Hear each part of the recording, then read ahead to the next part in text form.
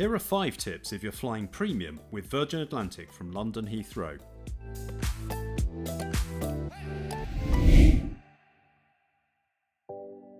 There are dedicated check-in desks for premium, which usually have far shorter queues than economy. They will also tag your bags as priority.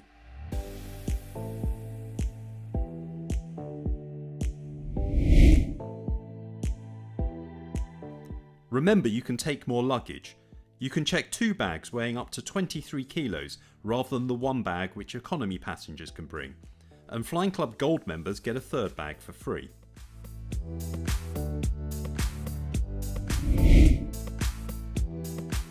Choose your seat in advance. Seats can be selected for free from the point of booking. You do have to pay to reserve preferred seats at the front of the cabin unless you have Flying Club status, but other seats can be reserved for free. On Boeing 787 and Airbus A330 aircraft, the cabin is configured 232. If you're a lone traveller, the aisle seat in the middle can be a good bet, as there will probably be a couple next to you, so the person in the middle is more likely to ask their travelling companion to move for them to get out. On Airbus A350-1000 aircraft, the cabin is configured 242. The pairs of seats at the window are a better bet here.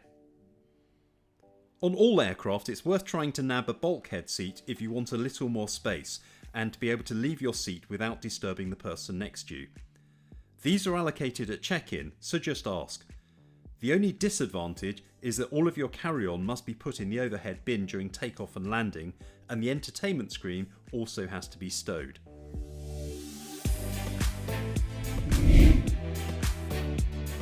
Check to see if you can pre-order your meal. On some routes, Virgin have said they will reintroduce the ability to select your meal in premium ahead of the flight.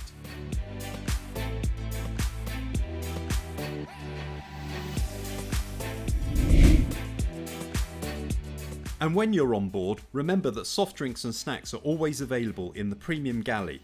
On some aircraft, this is laid out in a wonder wall.